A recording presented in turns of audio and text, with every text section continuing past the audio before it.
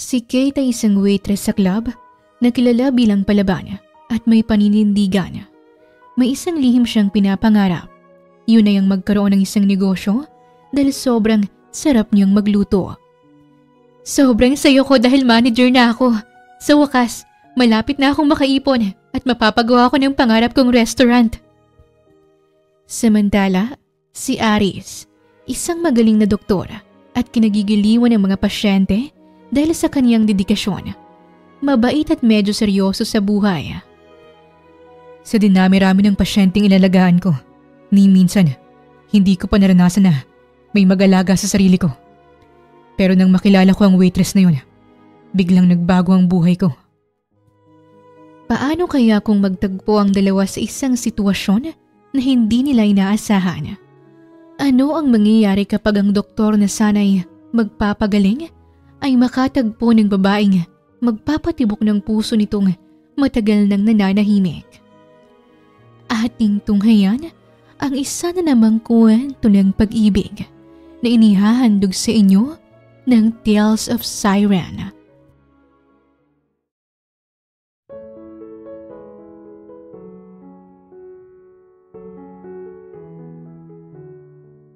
Hoy! Bastos ka! Bakit mo ko hinipuan? Galit na tanong ni Kate habang masamang tiningnan ng lasing na customer na nasa gilid niya. Napasandal sa bar counter ang lalaking mukhang maasim at para bang hindi naliligo. Hawak nito ang isang basong may laman ng beer at ngumisi pa talaga sa kanya. Hindi man lang natakot dahil sa matalim na tingin ng dalaga. Kasi ang ganda mo, baby. Hindi ko mapigilan na humanga sa isang katulad mo. Halika, umupo ka rito sa kandungan ko at papaligayahin kita. Manyak na sabi nito at pilit na hinahawakan ang braso ni Kate. Sa isang iglap, tila nag-ibang ihip ng hangin. Lumabas ang tunay na ugali ng dalaga, isang waitress na palaban at hindi pumapayag na api-apihin. Nang ang mga hawakan ng lalaki ulit ang kanyang braso, ay agad na binalibag niya ang kamay nito, kaya't napaungol siya sa sakit. Alam mo, kuyang maasim? Lumapit si Kate at bumulong pero sapat na para marinig ng dalawang katabing waitress na naroon. Ini-entertain ng maniak na lalaking ito. Alam mo, ang baho-baho ng hininga mo, parang isang nabubulok na bangkay o di kay isang tae sa lumang inidoro. Kung hindi mo ko titigilan, ire-report kita sa pulis at mababan ka rito sa club na to. Naintindihan mo? Nalukot ang mukha ng lalaki hanggang sa tumango ito ng marahas. Hindi pa rin binibitawan ni Kate ang kamay nito, kung kaya't napapaaray ang lalaki. Oo na. Titigilan na kita. Basta't bitawan mo lang ako. Pagmamakaawang sabi ng maniak, kaya maras niyang binitawan ang kamay nito. Naiwan naman ang dalawang waitress na nakatulala sa tabi. Habang si Kate ay ngumisilang at nagpatuloy sa pag-asikaso sa orders ng iba pang customer doon. Iyan si Kate, ang babaeng waitress na hindi kailanman nagpapadaig. Sa loob ng club na tinatawag na The Den, si Kate ay hindi lang basta waitress doon. Siya minsan ang tagapagtanggol ng mga waitress na binabastos ng mga lasing at walang hiyang customer nila. Subalit sa likod ng kanyang pagiging palaban, may isang lihim siyang inaalagaan. Yun ay ang magkaroon ng sarili niyang restaurant. Sa katunayan, napakahusay niyang magluto. Adobo ang kanyang special menu na hinahanap-hanap ng mga kapwa waitress niya roon. Kaya ngang bawat sentimo na kinikita niya sa pagiging waitress ay nilalaan niya sa pangarap niyang magkaroon ng sariling pwesto. Malayo sa usok ng sigarilyo, ingay at nakakabinging musika sa club. Subalit hindi aware si Kate na ngayong gabi ay mag-iibang ihip ng buhay niya. Kate! Halika rito! Sigaw ni Lisa, isa sa kaibigan niyang waitress. Dali-dali naman siyang lumapit sa kaibigan at nagtatakang tiningnan ng dalaga. Bakit, Lisa? May problema ba? Wala naman, pero pinapatawag ka ni Ma'am Kikay. Gusto ka raw nitong makausap. Bulong ni Lisa sa kanya. Bakit daw? Biglang kinabahan si Kate Ayaw pa naman niyang mawala ng trabaho dahil hindi pa sapat ang ipon niya at mahirap pang maghanap ng trabaho ngayon. Hindi pa siya handa para mawala ng trabaho. Hindi ko alam pero pumunta ka na lang. Balitaan mo ko Sabi ni Lisa na para bang may alam ito kung bakit siya pinapatawag. Ginitian pa nga siya ng matamis ng kaibigan. Naglakad si Kate patungo sa office ng kanilang Ma'am Kikay. Kahit na kinakabahan, nagawa pa rin niyang pumasok sa loob ng kalmado. Sa isip niya, baka papagalitan siya ng babae dahil inireklamo siya ng manyak na customer kanina pero kasi binastos siya ng lalaking yon. Ngunit pagpasok niya sa loob, malaki rin ang ngiti ni Ma'am Kikay sa kanya. Parehong-pareho ng kay Lisa kanina. Nagulat din siya nang makitang naroon ng ibang waitress na mas matagal pang nagtatrabaho sa kanya sa club. Since kumpleto naman na tayo, nais ko lang sanang iparating ang isang magandang balita sa inyong lahat. Ngayon, isa sa inyo ang magkakaroon ng promotion. Pinili namin ang taong ito dahil sa sipag at dedikasyon niya. Lahat ng waitress na naroon ay nagsisibulungan na. Tila ba na-excite dahil sa sinabi ng kanilang Ma'am Kikay, ang tagapamahala ng club na yon. Alam ko na kung sinong pipiliin ni Ma'am Kikay. Sino ba rito ang bukod tanging loyal sa club? Ilang taon na itong kaibigan nating si Aina, kaya para sa kanya yan. Congratulations na agad, Aina. Bulong na sabi ni Jessica sa kaibigan. Si Aina naman ay napangiti na lang at proud na proud pa sa sarili. Oo naman.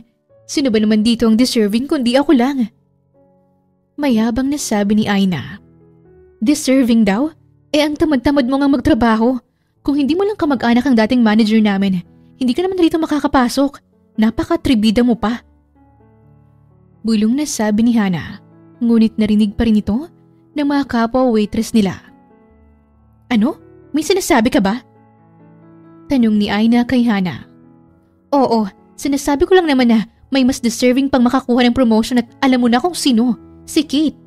Si Kate lang naman kasi marami na siyang napagtanggol na waitress dito. Hoy, for your information. Naputol ang sasabihin ni Aina nang magsalita na si Ma'am Kikay. Ano ba yung komosyon na nangyayari riyan sa likod? I-announce ko na ang magiging club manager natin ngayon. Kaya tumahimik na kayo riyan. Kaya naman agad na tumahimik ang lahat. Inaabangan kung sino ang magiging club manager nila. Si Kikay ay ngumiti tsaka huminga ng malalim. Congratulations, Kate! Dahil sa sipag at dedikasyon mo, simula bukas, ikaw na ang bagong club manager ng The Den. Magiging triple pa ang sahod mo ngayon. Pakibigyan ng masigabong palakpakan ng ating bagong manager na si Kate. Napatakip si Kate ng kaniyang bibig. Triple. Ito na ang simula. 1 taon na lang. Mahabot na niyang pangarap niyang restaurant. Napuno ng kagalakan ang puso niya. Maraming salamat po, Ma'am Kikay. Gagawin ko po ang lahat ng aking makakaya sa bagong opportunity na binigyan niyo sa akin ngayon. Sabi ni Kate at halos maiyak pa sa tuwa. Ngunit bago pa niya maramdaman ang tunay na ligaya, nagsimulang umikot ang mga mata at lumitaw ang mga mapait sa mukha ng kaniyang mga katrabaho. Si Jessica, ang kapwa waitress niya na sobrang kapal ng makeup, ay ang unang nagreklamo. Kahit pabulong lang yun, ay rinig na rinig pa rin niya. Siya? Manager? Manager talaga Wala naman siyang pinag-aralan. Magaling lang naman yun kasi siyang pinakaulang hiya rito. Hindi siya natatakot makipag-away sa mga customers natin. Gulo lang ang ginagawa niya rito Si Aina naman, na nag-aakalang ito ang susunod na manager sa club, ay akala'y mapupromote na inapakrus ng kamay sa pumuputok na nitong dibdib. Tumawa pa ang dalaga ng sarkastiko at matalim na tiningnan si Kate. Baka naman may special services na binigyan kay Ma'am Kikay kaya siguro siyang napili. Alam niyo na, promotion by sip-sip. Narinig ni Kate ang lahat. Ang tawa ni na Aina ay para bang isang bagyong humagupit ng kaniyang katauhan. Biglang naglaho ang kaniyang ngiti sa mga oras na yon. Hayaan mo sila, Kate. Sabi ni Hana. Insecure lang yan sila. Deserve mo ang promotion na to. Pero kahit na deserve niya ang titulong yon, hindi pa rin niya maiwasang makaramdam ng sakit. Sa halip na matuwa siya ay hindi niya magawa. Meron kasing ayaw sa hatol ng nakakataas at maging manager siya. At dahil dyan, gumawa ka ng celebration para sa inyo. Nakahanda ng mga pagkain at inumin sa labas. Mag-enjoy kayo ha. Lalo ka na Kate. Deserve mo ang promotion na binigay ng nakatataas sa'yo. Sabi ni Kikay. Lumapit rin ito sa kanya at tinapik ang kaniyang balikat. Nagpasalamat siya sa kaniyang Ma'am Kikay at nagsilabas na rin ang mga waitress na naroon. Ngunit ni isa ay walang dumalo sa kanyang selebrasyon. Si Lisa ay nasa trabaho pa at wala siyang kasama. Kate, baka hindi ako makadalo sa selebrasyon mo. Alam mo naman na kailangan kong bantay ng nanay kong nasa ospital ngayon. Pero congratulations pa rin ha. Alam ko talagang ikaw ang makukuha bilang manager ng club na to. Sobrang sipag at palagi mo kaming tinutulungan kapag may mga taong nambabasto sa amin. Sabi ni Hana sa kanya. Maraming salamat Hana. Salamat at na-appreciate mo ang effort ko sa trabaho natin. At least ngayon medyo gumaan ang pakiramdam ko dahil may isang naniniwala sa kakayahan ko. Nako, sa lahat ba naman ng waitress dito sa club na to, ikaw talagang may pinakamagandang standing, masipag, matyaga, at walang reklamo sa trabaho. Kaya deserve mo yan. Sina Aina, mga bitter lang yun kaya wag mo silang pansinin. Mga tsaka sila. Natatawang sabi ni Hana sa kanya. Magsasalita pa sana siya nang biglang may yumakap sa kaniyang braso. Paglingon niya, si Lisa pala yun. Congratulations sa promotion, Kate! Masayang sabi ni Lisa. May hawak-hawak pa itong isang maliit na cupcake sa kanya. Ano ito? Abat nag-effort ka pa talaga. Masayang sabi ni Kate sa kaibigan. Oo, kasi naman hindi ako makakadalo sa celebration mo. Alam mo na nasa taas ang schedule ko. Nakakainis nga eh. Napaka-KG ng manager namin sa taas. Inis na sabi ni Lisa habang nagmamaktol. Magkaiba kasi ang working station nilang dalawa. Siya ay waitress sa baba habang si Lisa naman ay receptionist sa taas. Medyo nakaramdam siya ng lungkot dahil siya lang sigurong magse-celebrate ng kanyang achievement, ngunit napangiti na lamang sa kaibigan at kinuha ang cupcake. Na-appreciate din naman niya kasi ang effort ng dalaga. Kaya't nang mag-alas 12 ng hating gabi, imbis na umuwi dahil wala namang magdadalo sa ginawang selebrasyon ng kanilang Ma'am Kikay, nagdesisyon na lang siyang mag-celebrate ng mag-isa. Kung sabagay, day off naman niya kinabukasan. Pumwesto siya sa isang sulok ng bar at nag-order ng pinakamahal na inumin. Kinanselin niya na rin ang selebrasyon na sana'y ginawa ni Ma'am Kikay sa kanya. Nag-order pa naman daw ang babae ng isang kahong inumin at pulutan, sabi ng mga bartender na nandoon. Habang iniinom niya ang kanyang in-order na alak, ay napapikit siya ng mariin. Pilit niyang pinapasaya ang sarili, pero sa loob-loob, medyo nalulungkot siya. Cheers sa akin. Cheers dahil manager na ako. Sa wakas, malapit na akong makaipon at mapapagawa ko ng pangarap kong restaurant. Bulong niya sa sarili. Nang makalahati niya ang ikatlong baso ng alak, medyo gumagana ang pakiramdam niya. Tumayo siya. Umikot-ikot habang sinasabayan ng beat ng musikang dumadagundong sa tenga niya. Sa gitna ng kanyang paglilibot, napansin niya ang isang lalaki na nakaupo sa isang madilim na sulok. Napakatahimik ngunit sobrang hot ng aura. Siningkitan pa niya ang lalaki at nginisian ito. Hindi niya alam kung saan ba siya nakakuha ng lakas ng loob pero nilapitan niya ang binata. Hawak-hawak pa rin niya ang huling basong in-order niya habang pasuray-suray na lumapit dito. Hi handsome, bakit mag-isa ka lang? Wala sa wish ang tanong niya sa binata. Tumingala ang lalaki at doon parang biglang umikot ang mundo ni Kate. Hindi dahil sa alak, kundi dahil sa karisma ng estrangherong nasa harapan niya. Matalim itong nakatingin sa kanya, ngunit para kay Kate, may bakas pa rin itong kalungkutan. Iyon ang nakikita niya sa mga mata nito. Nginisian siya ng lalaki pagkatapos ay nilagok ang basong puno ng alak sa harapan nito. Ikaw din naman Namamaos na sagot nito sa kanya. Ako? Tinuro ni Kate ang sarili. Nagsa-celebrate kasi ako Alam mo bang promoted na ako bilang isang manager sa club na to? Pero wala akong ka-celebrate kaya ako lang mag-isa. Paliwanag ni Kate, sabay tawa ng malakas. Ganun ba? Ngumiti ang lalaki, isang ngiting nakakatunaw at nakakahulog ng panty. Congratulations, Kate. Teka, paano mo nalaman ang pangalan ko? Well, narinig ko kanina nung nagtatawanan ng mga grupo ng waitress na dumaan dito. Pilit nitong sinasabi na hindi mo raw deserve ang promotion. Seryoso nitong sagot sa kanya. Natawa si Kate dahil sa sinabi ng binata sa kanya. Ano pa nga bang aasahan ko sa kanila?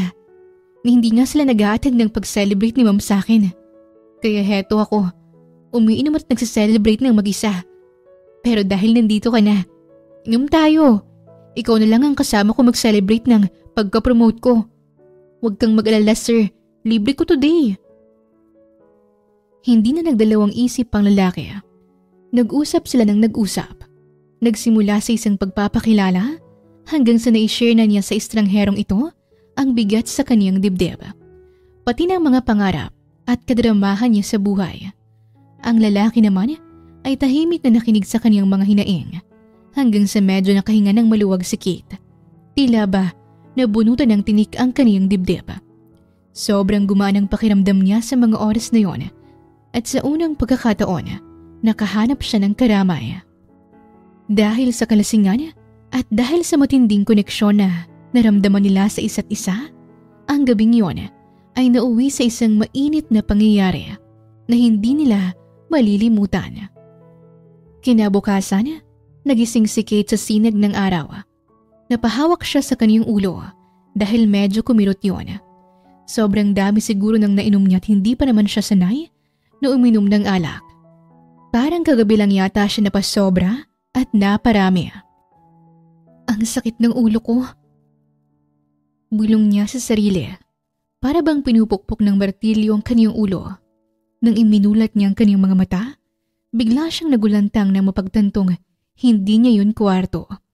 Malaki, maaliwalas at may aircon pang silid. Sa pagkakaalam niya, nasa isang hotel suite siya at bakit siya napunta roon. Bigla siyang napabangon. Tiningnan niya ang gilid niya at wala naman siyang kasama. Hala, anong oras na? Nasaan ang lalaking kasama ko kagabi? Hinahanap ni Kate ang cellphone niya at nakita niya yun sa ibabaw ng bedside table. Dali-dali niyang kinuha yun at agad na nag-ayos ng sarili. Bago pa man siya makalabas ng suite, ay napabuntong hininga siya. Alam niyang may nangyari sa kanila ng lalaking yun. Ngunit hindi man lang niya maalala ang pangalan nito. Ni hindi man lang nga ito nag-iwan ng isang sulat o card man lang. Walang pangalan, walang numero o kahit anuman. Naiwan lang doon ang keycard ng hotel at ang alaala ng gabing pinagsaluhan nila. Kung tutuusin, hindi niya pinagsisihan ang mga nangyari dahil ginusto niya rin naman yun. Ngunit medyo nakaramdam din siya ng ines. Seryoso? Iniwan ako ng lalaking yun? Buisit, akala ko pa naman soulmate ko na siya. Isang gabing ligaya lang palang trip niya. Shit, paano na ako nito? Bulong ni Kate sa kanyang sarili. Pero hindi naman siguro magbubunga ang kanilang pagniniig kagabi, hindi ba? Isang beses lang namang nangyari yon. Hindi naman siguro sharpshooter ang lalaking yon. Nagsimula na siyang maglakad at lumabas ng hotel. Sobrang lungkot niya. Nahihiya rin siya dahil pinagtitinginan siya ng mga staff doon. Bigla ring naglaho ang excitement na nararamdaman niya sa lalaking minsan niyang nakabanding. 8 linggo nang nakalipas simula nang may mangyari sa kanila ng estranghero. Hanggang ngayon ay hindi niya pa nakikita ang lalaki sa club. Halos gabi-gabi inaabangan niya ito, ngunit hindi na rin ito bumalik pa. Hindi na siya nito binalikan pa. Sa nagdaang linggo, sa gitna ng trabaho niya, Bilang isang manager ng club ay biglang na-realize ni Kate na may kakaiba sa katawan niya. Unang senyales ay ang amoy ng pabango ni Lisa na nagpapahilo sa kanya. Kahit nga ang amoy ng paborito niyang pritong manok ay hindi niya na matake amoyin. Bigla siyang nasusuka. Pangalawa, kada umagay talagang nasusuka siya na para bang nakakaranas siya ng morning sickness. Para bang hinahalukay ang kanyang tiyan sa loob. At ang pangatlo ay sumasakit ang kanyang dibdib. Tipong lumalaki at namamaga ito. Wait, Kate. Baka tumataba ka lang. Sabi ni Lisa nang minsan niyang machika ang kanyang nararamdaman. Hindi Baka buntis yata ako, Lisa. Namumroblema niyang sabi sa kaibigan. Si Lisa naman ay biglang tumawa ng malakas habang hindi makapaniwalang napatingin sa kanya. Ikaw? Buntis? Sigurado ka ba? Wala ka kayang boyfriend, so paano ka mabubuntis? Ay, oo nga pala no. Tatawa na rin sana siya nang bigla siyang matigilan. Napatingin siya kay Lisa na para bang kinakabahan. Bigla niya kasing naalala ang gabing yon.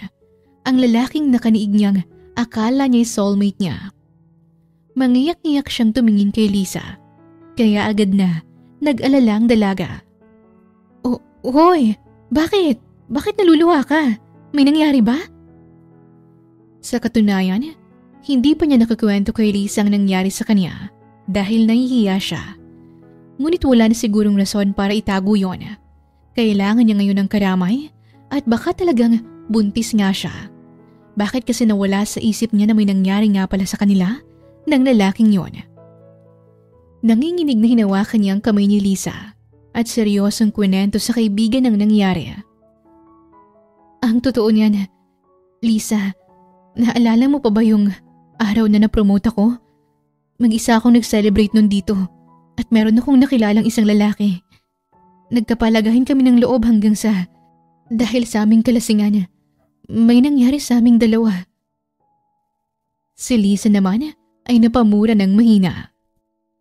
Seryoso ka ba dyan, Kate? Bakit ka naman nagtiwala sa isang lalaking nakilala mo lang dito? Alam mo naman kung anong klaseng malalaki ang pumupunta rito, hindi ba? Nalaman mo ba ang pangalan ng lalaki? O kahit numero man lang nito? Kailangan natin siyang i-report sa pulis.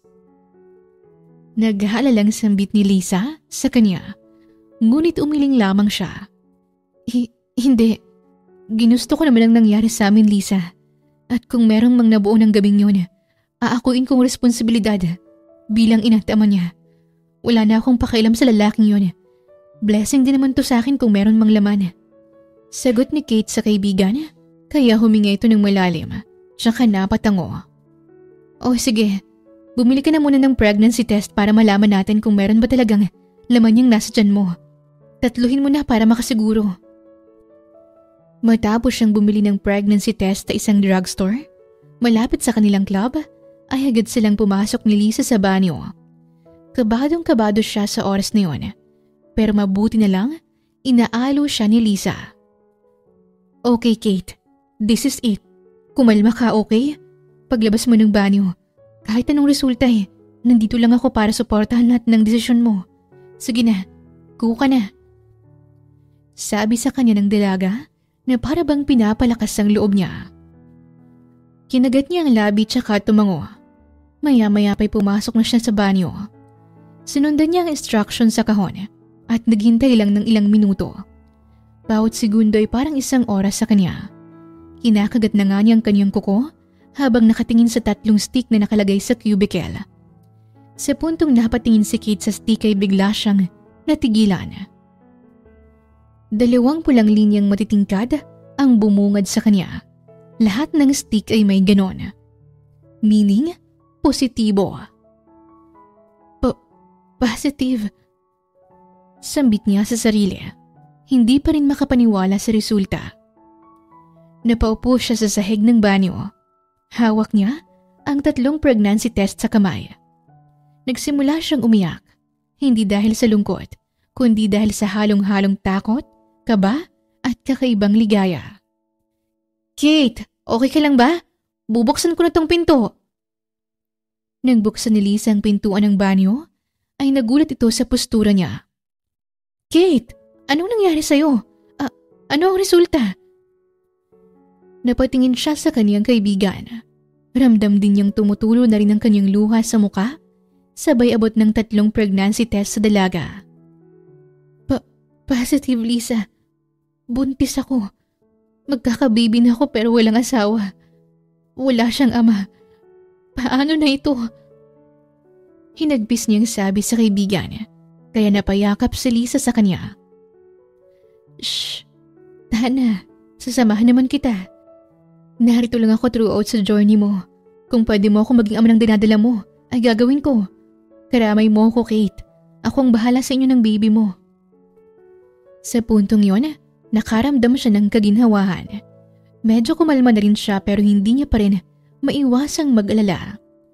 Natatakot din siyang baka hindi niya kayanin ang lahat. Hindi rin siya handa't hindi niya pa rin ito inaasahan. Paano na ang pangarap niya? Paano na ang pinag-iipunan niyang restaurant? Subalit sabi nga ng matatanda, blessing ang batang ito sa buhay. Maraming may gustong magkaroon ng anak, ngunit hindi nabibiyayaan. Maswerte nga siya dahil nabigyan siya ng isang anghel. Madidelay lang naman ang pangarap niya pero hindi siya titigil. Masaya siya dahil may nadagdagang miyembro ng pamilya niya. Iniwan man siya ng maaga ng ama't ina, pero may dumating naman siyang anghel na magpapasaya at bubuo sa buhay niya. Talaga bang sure ka na ipagpapatuloy mo yan, Kate? Paano ng pangarap mo at future mo? Hindi naman sa ayoko. Tutulungan talaga kita. Pangako. Pero kasi, iniisip ko lang baka mahirapan ka. Umiling siya at nginitian ng dalaga. Naintindihan kong ibig mong sabihin, Lisa. At oo, sigurado na ako.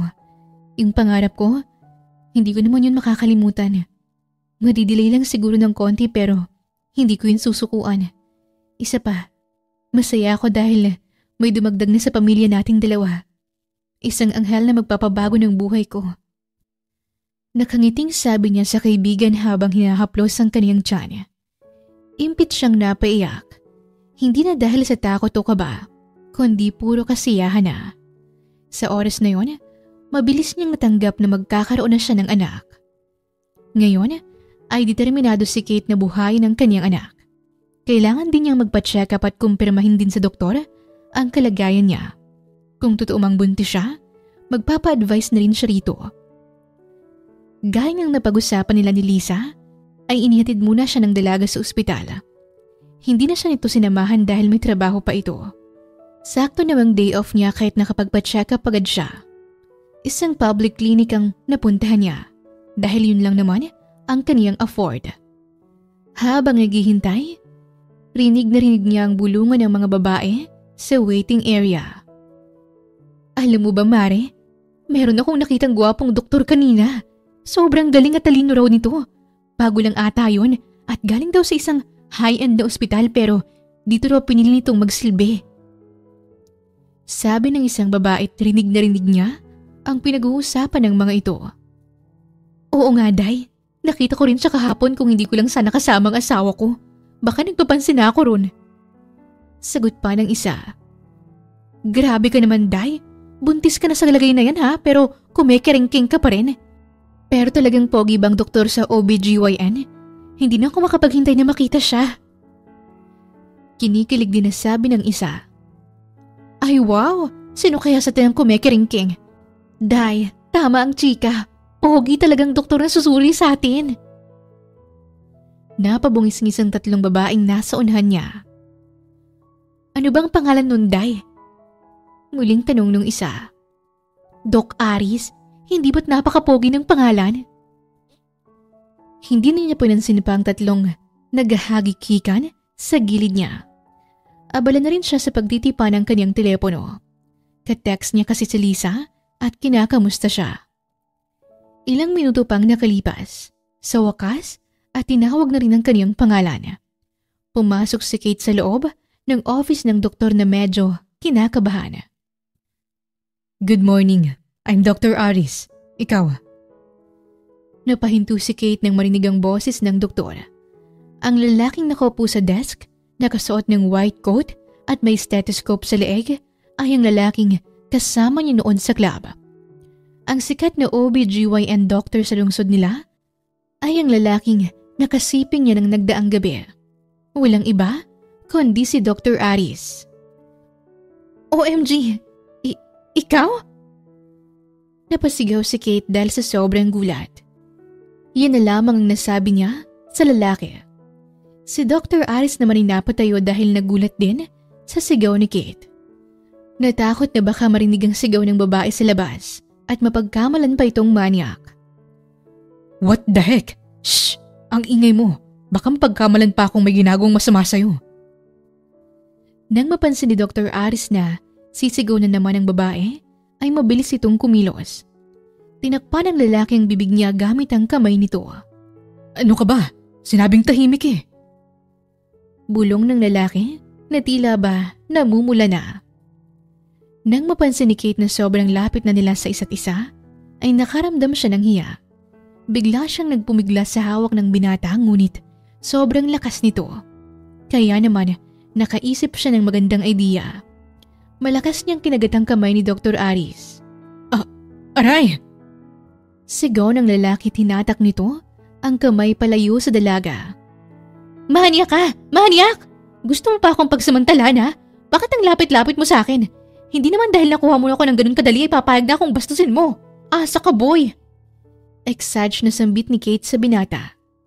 Napakunot ng noo si Dr. Aris at tila ba hindi naiintindihan ang sinabi ni Kate. Ano bang pinagsasabi mo riyan? Hindi kita minamanyak ha? Sa puntong yon, bigla namang may pumasok sa loob. Si Christian, ang assistant ng binata. Nakita nito ang dalaga na magkahawak kamay, sobrang lapit sa isa't isa, na para bang maghahalikan ng mga ito. Parehong namumulang pisngi na para bang kakagaling lang sa make-out. Ngumisi si Christian nang makita ang awkward na posisyon ng dalawa. Napatakip rin ito sa mga mata at sinabing, Ay, Doc Aris, pasensya na sa istorbo. Sige lang, ipagpatuloy niyo lang yung pag-make-out session niyo. Makakapaghintay pa naman ng iba pang pasyente sa labas. Naging malakamatis na sa pulang pisngi ni Aris. Ganun din ang pisngi ni Kate. Christian, labas. Hindi kami nagme-make-out. Nagkakamali ka't pasyente ko ito. Si Christian ay humalakhak at tumangulang. Okay, sabi mo Dok eh. Sige na. Hindi ko na kayo istorbohin pa. Enjoy. Bago pa man makapagsalita ang doktor, ay nawala na si Christian sa harapan nila. Pinakawalan din naman agad siya ng doktor, kaya nakahinga ng maluwag si Kate. Kumalma na rin siya at umupo sa upuan sa harap ng desk nito. Binawi niya ang kanyang gulat at tinatagan ng loob. Let's just be professional, shall we? Malamig na sabi niya sa lalaki. Wala rin akong pakialam kung sino ka ba at kung anong ginawa nating dalawa noon. Hindi ako narito para pilitin ka na panagutan ang nangyari sa ating dalawa. Dahil alam kong aksidente lang ang lahat ng yun. Hindi mo rin ako obligasyon. Kung iniisip mong hinahanap kita, nagkakamali ka. Narito ako upang magpa-check up. Puno ng katanungan ng mga mata ni Aris. Gustuhin man itong umakting na para bang professional pero ang alaala ng gabing yun ay parang isang magandang pelikulang paulit-ulit na nagpi-play sa kaniyang isipan. Halos hindi nga siya patulugin ng babaeng ito gabi-gabi. Gustuhin man ni Aris na pag-usapan ng nangyari sa kanilang dalawa ay nagdadalawang isip siya. Sobrang seryoso kasi ng tingin ng babae sa kanya. Napatikim siya at umupo sa kaniyang swivel chair. Inayos niya ang white coat niya tsaka ang kaniyang salamin na ginagamit niya lang tuwing nagtatrabaho. I know. I mean, sige. Siyempre, let's be professional dahil sa office tayo ngayon. Utal-utal na sabi ni Aris. Sabay kuha ng kanyang ballpen sa bulsa ng coat, ngunit natigilan siya nang wala siyang makapkap. Agad niyang hinanap ang ballpen niya habang hawak-hawak ang isang folder na naglalaman ng mga forms. I'm sorry. Hindi ko mahanap ang ballpen ko. Let me find it first. Mahinahong sabi ni Aris kung kaya't napangiwi si Kate. Tinuro ng babae kung saan ang ballpen at nagsalita. Kung ahas lang yung ballpen mo, kanina ka pa tinuklaw. Nasa harapan mo lang, nakaipit pa sa folder na hawak-hawak mo. Kitang-kita ko lang 2 mata ko. Insultong sabi ni Kate, kaya agad na napatingin si Aris sa folder na hawak-hawak. Kinuha naman niya ito at napakamot sa ulo. Kumalma ka nga muna, Dok. Halatang kinakabahan ka eh. Bakit? Natatakot ka bang buntis ako? Para kang nakakita ng multo riyan dahil sa sobrang putla ng mukha mo. Sarkastikong sabi pa ng dalaga. Hindi naman yun ang rason kung bakit si Aris namumutla. Dahil yun sa presensya ng dalaga. Nagkakaroon ng tensyon ng paligid nila. Si Kate na medyo nakakaramdam ng bitter dahil sa paniniwalang iniwan ito ni Aris at si Aris na naguguluhan kung bakit ang sungit-sungit sa kanya ng dalaga. Ibang-iba na sa babaeng nakasama niya noong gabing nasa club sila.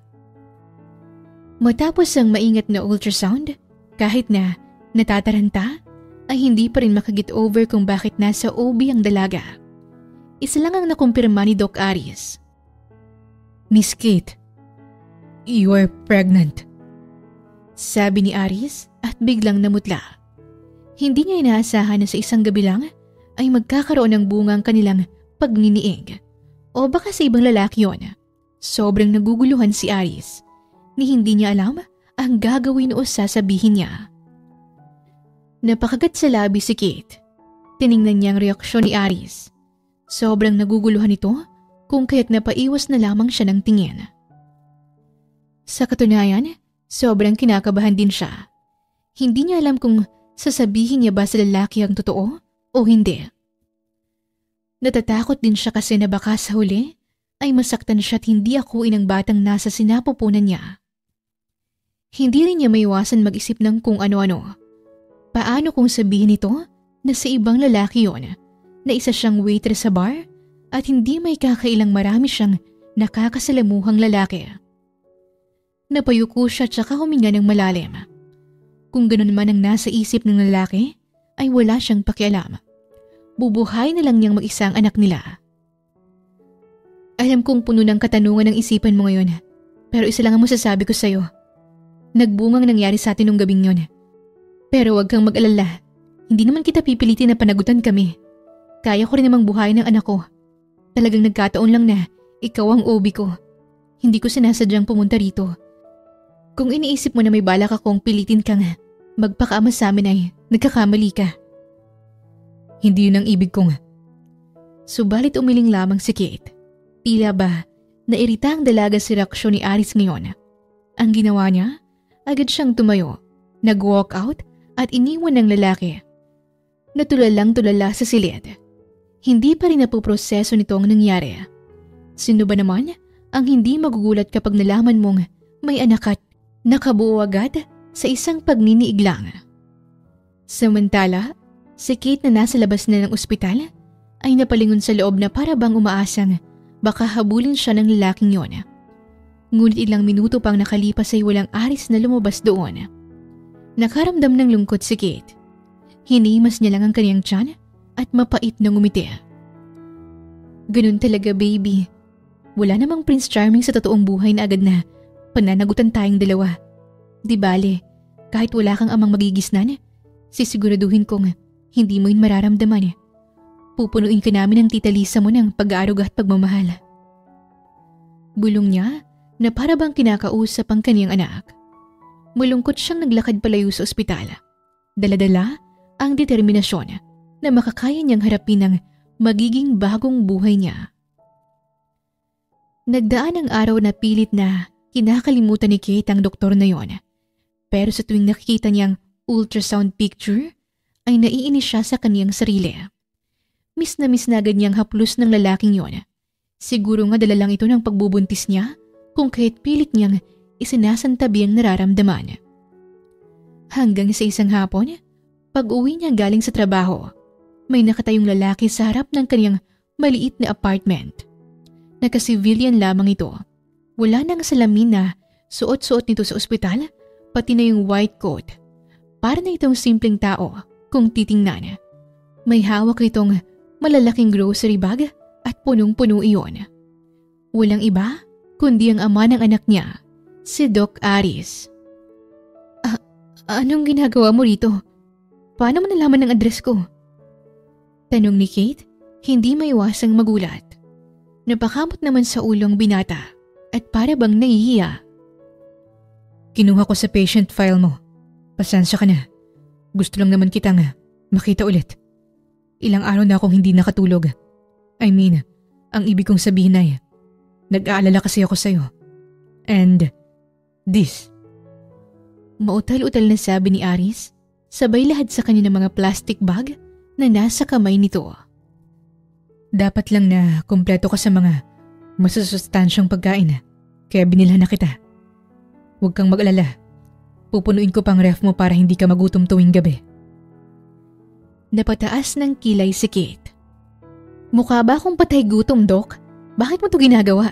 Hindi ko naman yun kailangan. Kaya ko ang sarili ko. Hindi mo kami obligasyon. Masungit na sabi ni Kate sa binata.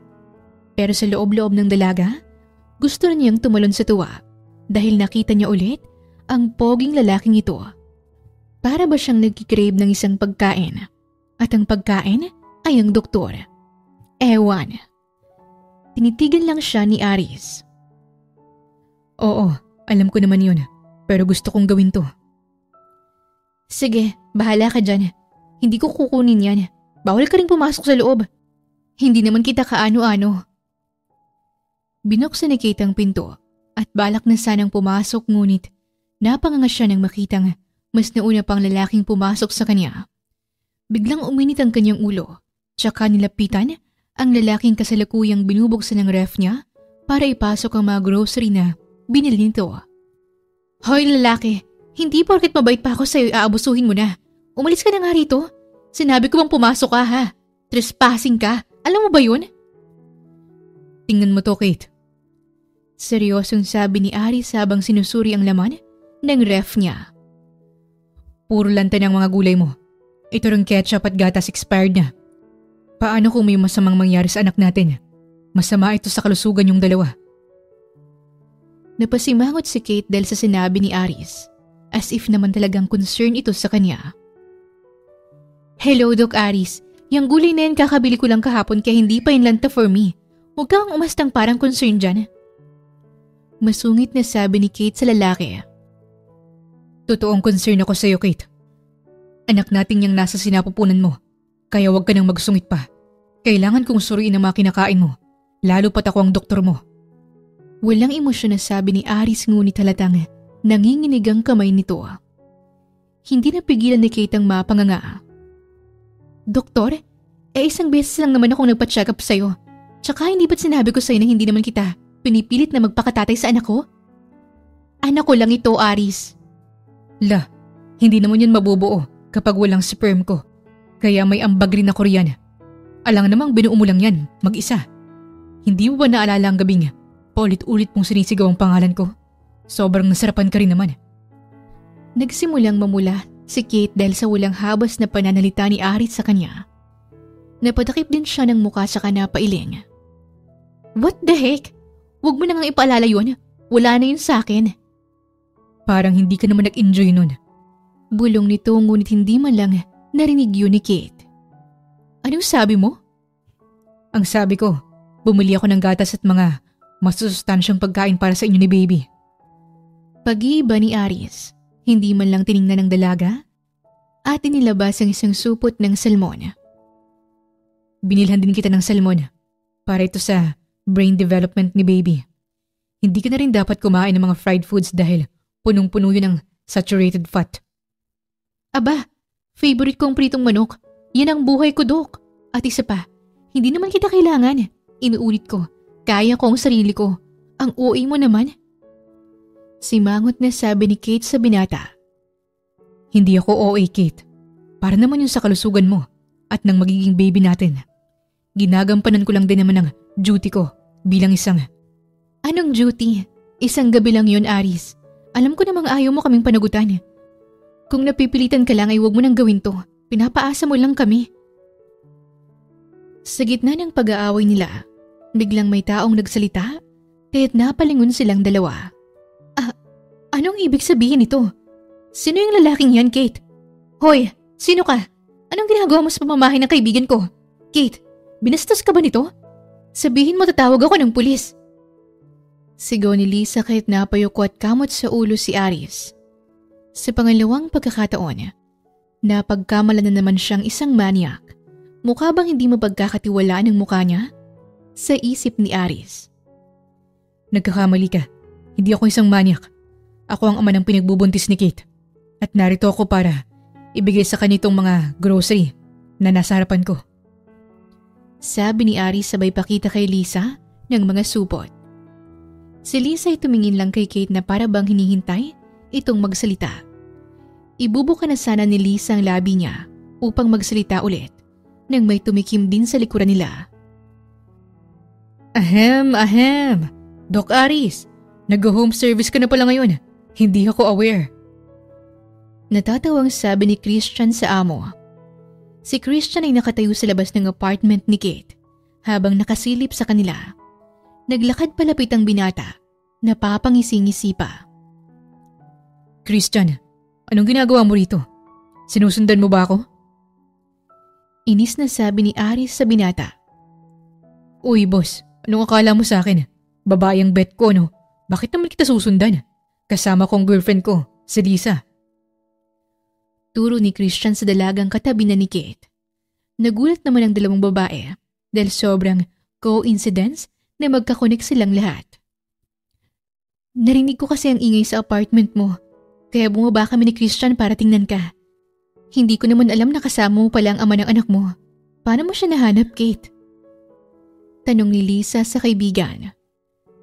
May boyfriend ka? Kailan pa? Gulat na gulat si Kate ni hindi niya nga alam na may nanliligaw pala sa kaibigan niya. Wala kasi itong nagkukwento sa kanya. Well, kahapon ko pa lang naman siya sinagot. Bala ko naman siyang ipakilala sa'yo kaso nga lang, kahapon na hindi kita nakita. Assistant ako ni Doc Aris, babe. Siya yung kunikwento ko sa yung magaling na doktor at kaibigan ko. Akala ko ba, may urgent kayong gagawin, Doc? Si Miss Kate bang urgent na sinasabi mo? Tuksong sabi ng binata kay Aris. Manahimik ka, Christian. Umalis ka na't baka mandilim pang mga mata ko sa'yo. Asus, mandilim daw eh. Kumikislap nga ang mga mata mo ngayon, Dok eh. Nagpapakatorpe ka pa. Alam ko namang gusto mo si. Umalis ka na. O baka gusto mong sa stockroom ka ng ospital matulog mamaya.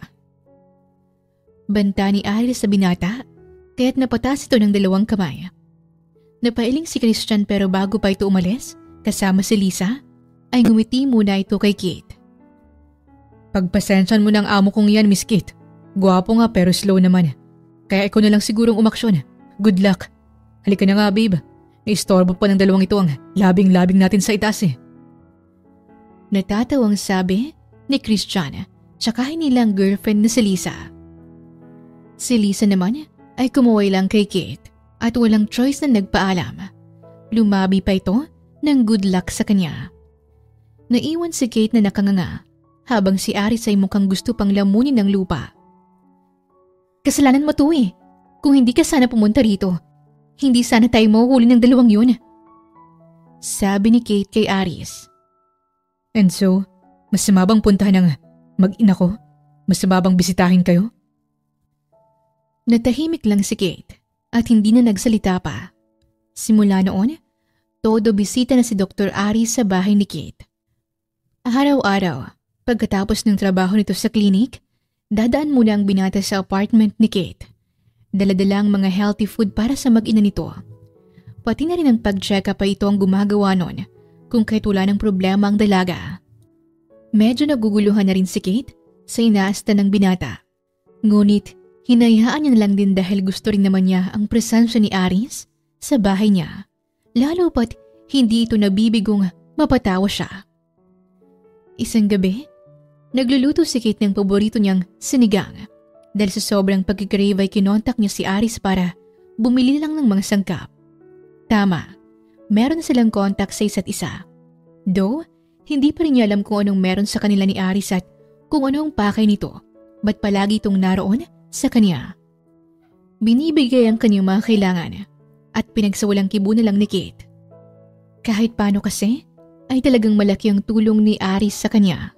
Bakit walang asin sa sangkap na binili mo? Tanong ni Kate sa binata. Kate, alam mo bang kapag nasobrahan ka sa asin ay magkakaroon ka ng maternal hypertension? Iniiwasan ko lang na magkaroon ka ng ganun, kaya hindi na ako bumili. Sabi ni Aris habang hawak-hawak ang resulta ng pag-check up niya kanina. Tanga ka ba? Asin lang naman yun. Anong kinalaman ng hypertension dun? Eh di walang lasa tong sinigang ko. Alam mo ba, simula nang dumating ka na sira ng paglilihi ko, baka gusto mong i-inject ko sa itong sabaw ng sinigang, Doc. Inis na sabi ni Kate sa binata. Ginagawa ko lang naman to para sa kalusugan yung mag-ina. Kailangan ng masustansyang pagkain ni baby. Paliwanag ni Aris at naiintindihan naman niya ang ibig sabihin ng lalaki. Pero ang paghigpitan siya sa mga cravings niya, ibang usapan na yon. Aris, naiintindihan ko naman ang point mo pero ang higpitan ng mga cravings ko, ang gusto ni baby, ibang usapan na yon. Hindi ko naman mapipigilan ang gustong kainin ng anak ko. Sa gusto niya ng sinigang ngayon, may magagawa ba ako? Napasulyap si Kate kay Aris na ngayon ay malalim ang isip. Maya-maya pa ay napataw na lamang ito. Sige, bibili na lang ako ng asin sa baba. Ano pa bang gusto mo? Bibilhin ko. Napangisi ng malaki si Kate at sa oras na yon, agad na nilista nito ang mga pagkain gusto niyang kainin. Sa kabila man ng pagtatalo nila, nagsisimulang umusbong ang pagtitiwala at pag-iintindi nila sa isa't isa. Isang hapon, biglang kumirot ang tiyan ni Kate. Si Aris naman ay halos dumoble ang tibok ng puso. Mabilis nitong inalalayan si Kate at nagsalita. Kate, anong nangyari sa'yo? Anong nararamdaman mo? Wait, isusugod na kita sa ospital. Kailangan nating i-check si baby. Dali! Hinawakan ni Aris ang kamay ni Kate at doon naramdaman ng dalaga ang pag-aalala at kaba sa lalaki. Hindi lang ito nag-aalala bilang isang doktor, kundi nag-aalala ito bilang isang ama ng kaniyang dinadala. Hindi niya mapigilang mapangiti sa inasta ng binata. Pawis na pawis ito at sobrang natataranta na. Nawala ang pagiging professional nito sa mga oras na yon. Aris, kumalma ka. Sumipa lang naman si baby kaya kumirot ang tiyan ko. Bulong ni Kate sa binata. Sa puntong yon ay nawala ang kaba sa mukha ng binata at napalitan ito ng malambot na ekspresyon. Hinawakan ni Aris ang tiyan ni Kate. Medyo napaigdad siya ngunit hinayaan niya na lang. Kitang-kita kasi ang pagkamangha ni Aris habang pinapakiramdaman ang kanilang baby sa loob. Sumipa nga. Masayang sabi ni Aris sa kanya kaya tumango siya. Tiningnan lang niya si Aris habang namamanghang tumingin sa galaw ng kanilang anak. Maya-maya pa'y lumuhod ito at pinatong ang tenga sa tiyan niya. Baby, kahit anong mangyari, narito lang ako palagi sa inyo ng mami mo. Huwag kang mag-alala. Kapag lumabas ka na, pupunuin ka namin ng pagmamahal. Doon, umasa si Kate na sana'y ganun din ang sasabihin ng lalaki sa kanya. Yung tipong hindi na para sa bata kaya't palagi itong nasa bahay niya. Sana balang araw, masabi rin niyang nararamdaman niya sa lalaki. Tama kayo ng iniisip. Mahal niya si Aris. Sa konting effort nito, sa pag-aalala sa kanila, pag-aaruga at pagbibigay ng mga kakailanganin nilang mag-inay, nahulog na siya. Natatakot siyang baka hindi na siya makaahon pa. Isang gabi, habang naglilinis si Kate ng mga gamit ni Aris dahil kulang na lang, ay doon na ito manirahan sa apartment niya. Nahulog ang isang maliit na papel mula sa bulsa ng white coat nito. Isang resibo ng hotel kung saan nangyari ang kanilang one-night stand. Bigla siyang kinabahan, ngunit nang makita ang petsa, nakahinga siya ng maluwag. Ang araw na yon ay kung kailan sila nag-check-in doon. Nang makita niya ang oras ng check-out nito, ay napakunot siya ng noo. 5:00 siya ng umaga umalis, ngunit nag-check-out ang lalaking mga 7:00 na. Bumalik ba ang lalaki doon? Kate, anong ginagawa mo riyan? Tanong ni Aris na kararating pa lang galing sa trabaho. Nakita naman ni Aris na may hawak-hawak na resibo ang dalaga kahit lumapit ito sa kanya. Alas 5 ko umalis sa hotel. Wala ka na ron at iniwan mo ko. Pero bakit nasa iyong resibo at ang nakasulat pa'y alas 7 ka nag-check out? Binalikan mo ba ako? Bakit? Hindi ko maintindihan. Napabuntong hininga si Aris. Alam nitong oras na siguro para sabihin sa babae ang nangyari. Umupo si Aris at tumingin sa mga mata ng dalaga. Kate, hindi ako umalis noon. Nagising ako ng alas 4 na nasa tabi ka. Ginusto ko rin ang lahat pero alam kong mali yun. Lasing tayong dalawa noon at baka iniisip mong pinilit kita. Ilang minuto rin ako nag-isip ng malalim hanggang sa napagpasyahan kong lumabas upang bumili ng almusal nating dalawa. Pero sa pagbalik ko, wala ka na. Pero bakit hindi ka nag-iwan ng number? Parang naiiyak na tanong ni Kate. Dahil umaasa akong pagbalik ko ay nandun ka pa. Akala ko noon, pinagsisihan mo ang lahat ng nangyari sa atin dahil iniwan mo na lang ako ng basta-basta. Gusto kitang hanapin pero wala akong alam tungkol sa'yo. Tanging pangalan nga lang ang alam ko. Hinanap naman kita sa club na pinagtatrabahuhan mo noon. At sabi ng mga waitress doon wala ka na. Nag-resign ka na raw. Bigla akong nalungkot at naisip kong baka kinalimutan mo na rin ang nangyari sa ating dalawa. Paliwanag ni Aris kay Kate. Ano? Sinong nagsabi sa'yo na nag-resign na ako? Gabi-gabi kaya kitang inaabangan sa club na yun. Nagbabaka sakaling makita ka. Naaalala mo pa ba yung nagsabi sa'yo hindi na ako nagtatrabaho ron? Tumangon si Aris. Oo, ang pangalan niya ay Aina. At ang isa naman ay si Jessica, kung hindi ako nagkakamali. Biglang tumulong luha ni Kate. Buntik na siyang mapamura. Buti na lang at napigilan niya. Ayaw na ayaw pa naman ni Aris na nagmumura siya at baka marinig daw yun ng anak nila. Mali ka ng tao na pagtanungan. Ang dalawang yun, ang kontrabida sa buhay ko. Mga taong insecure at may galit sa akin. Nagsinungaling sila sa iyo, Aris. Napagtanto niyang hindi siya iniwan ng lalaking ito. Nagkasarisihan lang pala silang dalawa. Tila ba, nabasag ang lahat ng pader at bitterness sa puso ni Kate. Akala ko pinaglaruan mo lang ako nang makita kong wala ka sa hotel na yun. Akala ko rin ay iniwan mo ko kaya nga nagmamadali akong umalis noon. Akala ko kasi nag-click tayong dalawa. Bulong ni Kate sa binata.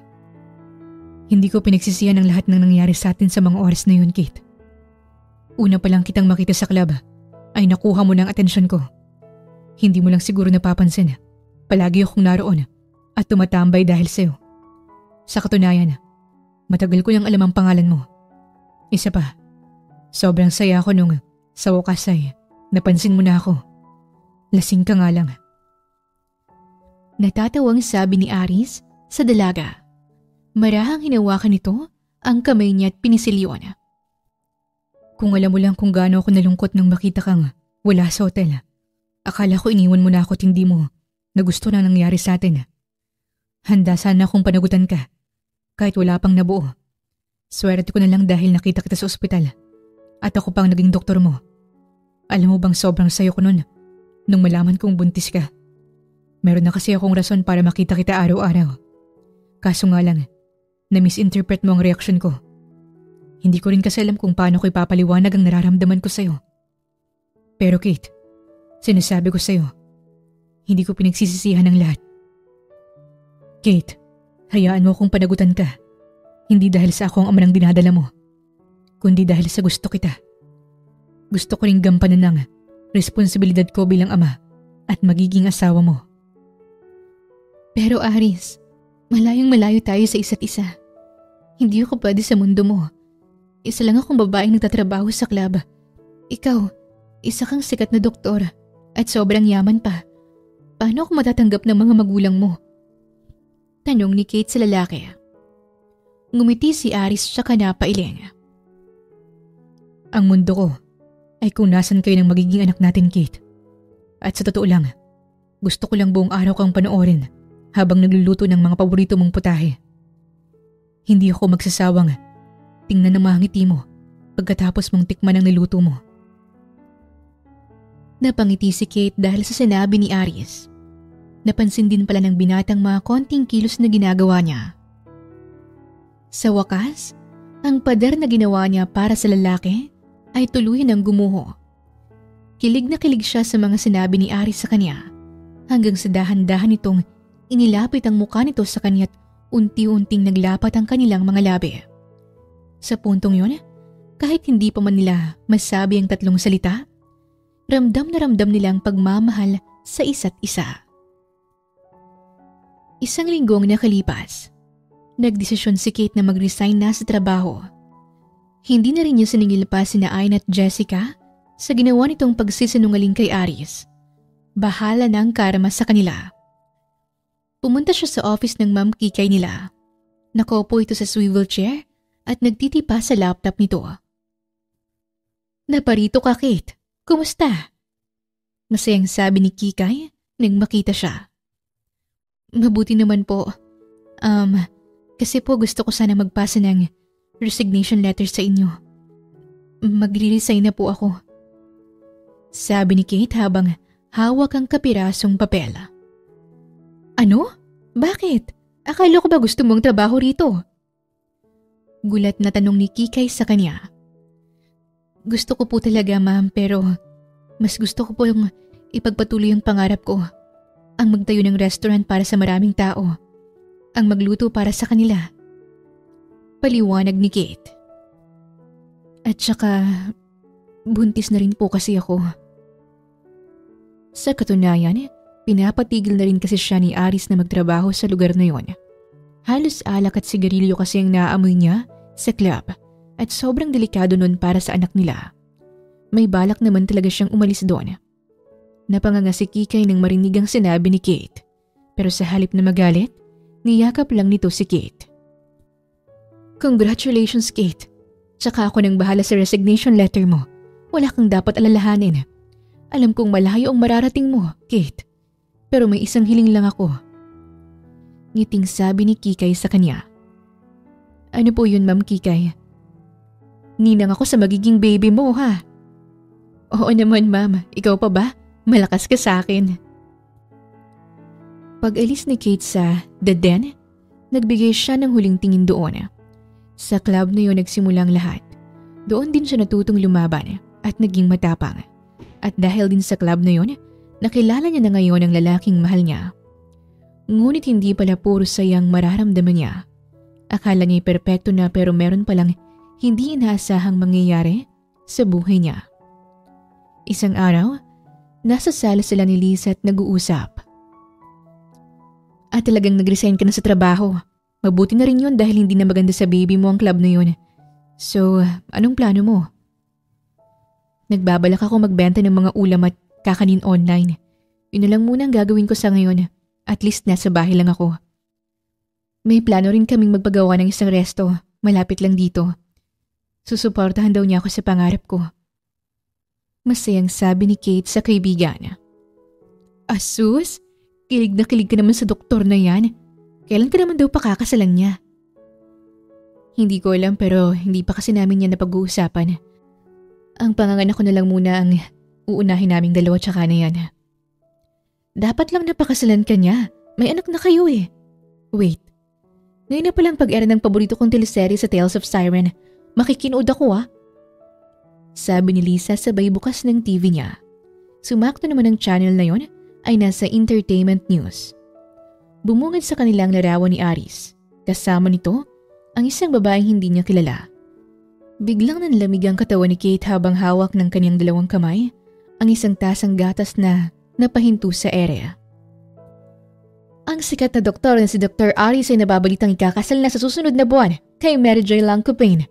Lumipad ang aming team upang kausapin ang mga magulang nito at kinumpirma nilang totoo ang magaganap na kasalan.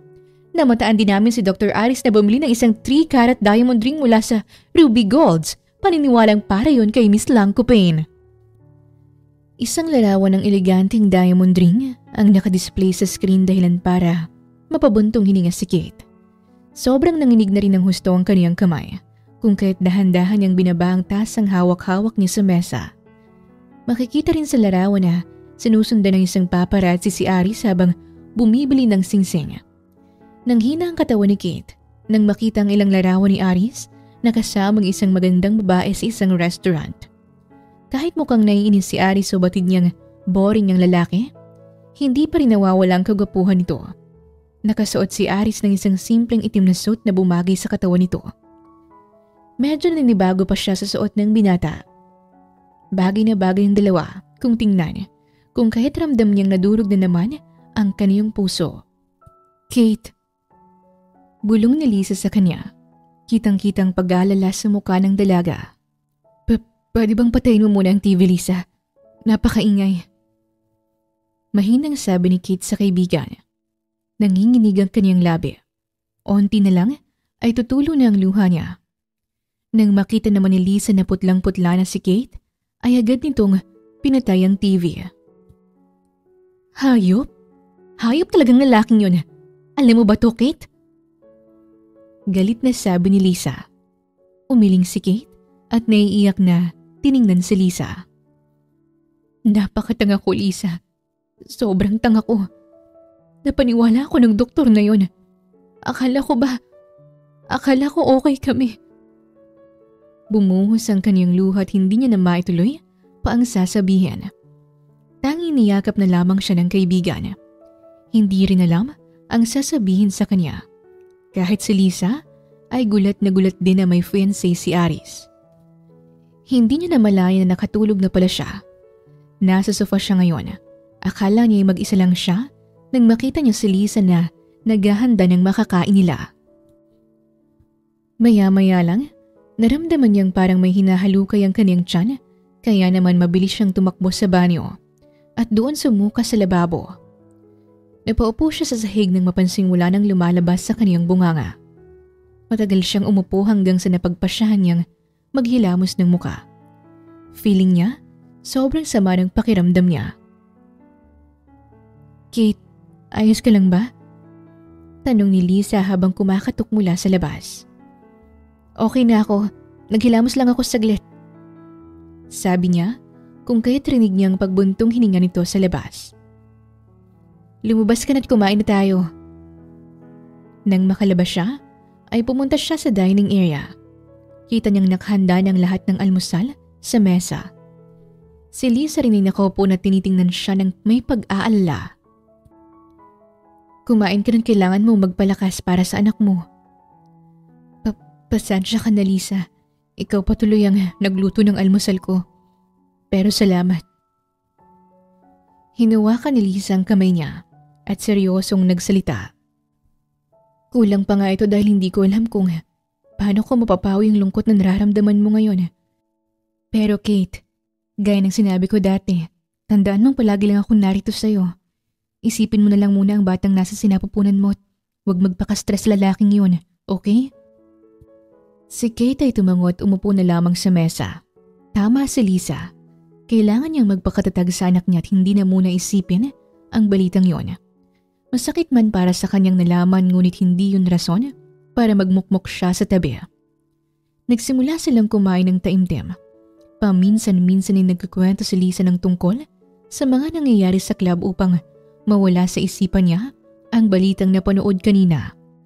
Kahit papano ay umepekto naman yun sa kanya. Ilang oras ding tumambay si Lisa sa apartment niya hanggang sa nagpaalam na ito dahil may trabaho na. Sa pag-alis ni Lisa ay may pumalit naman. Isasara na sana niya ang pintuan ng bahay niya nang may bumungad sa kanyang isang babae. Nakatayo sa kanyang babaeng hindi niya kayang harapin at makita. Ang fiancé ni Aris na si Mary Joy Langcopin. Nakaramdam ng pagkailang si Kate habang si Mary Joy naman ay matalim na tinitigan siya. May maitutulong ba ako sa'yo, miss? Tanong niya kahit na nag-aapoy sa sakit ang puso niya. Kate, right? Tanong ni Mary Joy sa kanya. Tama, ako ngayon, bakit? Kilala mo ba kung sino ako? Taas kilay na tanong ng dalaga sa kanya. Sorry, hindi ko kayo kilala. May kailangan ka ba? Kung wala ay pwede na ba akong Hindi na ako magpapaligoy-ligoy pa. Gusto kong makausap ka. May oras ka ba? Diretsyong sabi ni Mary Joy sa kanya. Pasensya ka na miss, busy kasi ako at may gagawin pa akong importanteng bagay. Matipid na sagot niya. Hindi rin niya maitago ang pagka-bitterness na nararamdaman sa dalaga. Ngunit isang matamis na ngiti ang binigay ni Mary Joy sa kanya. Madali lang naman, Kate. Alam kong kilala mo ako. Kaya pwede bang makausap ka ng maayos? Bakit hindi na lang tayo pumasok sa loob? Pwede mo namang dito sabihin sa labas. Ano ba yun? Naiirita na niyang sabi, ngunit umiling lang si Mary Joy. May reputasyon akong iniingatan, Kate. Paano kung may makarinig sa pag-uusap natin? Kakayanin mo ba ang kahihiyang mangyayari sa'yo? Taas kilay na sabi ni Mary Joy sa kanya. Medyo nakaramdam siya ng inis, ngunit pinigilan niya lang. Sige, pasok ka. Umupo sila sa sofa at ilang segundo na lang nakatahimikan nang magsalita si Kate. Anong ginagawa mo rito? Inis na tanong ni Kate sa dalaga. Hindi niya alam kung pinapunta ba ito ni Aris o kusang pumunta lang ang babae sa bahay niya at paano naman ito natuntun siya. Napakunot siya ng noo nang makitang may kinuhang dokumento si Mary Joy at ibinigay sa kanya. Hindi man lang niya ito kinuha at nanatiling nakatingin sa papel. Ano ito? Agreement. Besides dyan, ay may checking nakaipit sa loob. Nang marinig ang sinabi ng babae, ay agad siyang tumayo. Matigas niyang tiningnan si Mary Joy at tinuro ang nakabukas na pinto. Umalis ka rito. Huwag ka nang magpakita sa akin kahit kailan. Sabi niya at nagpipigil ng galit. Ang lakas din ng loob nitong puntahan siya. Sa sarili pa talagang pamamahay niya para maliitin at suhulan siya. Napatingin si Mary Joy sa kanya hanggang sa bumaba ang tingin nito sa umbok niyang tiyan. Kung ako sa'yo, pipirmahan ko na yung agreement. Pagkatapos nun ay pwede na kayong mamuhay ng payapa kasama ng anak mo. Hindi ka na mamumroblema pa sa future niya. Tama? Wala kang karapatan na sabihin sa akin kung anong gagawin ko.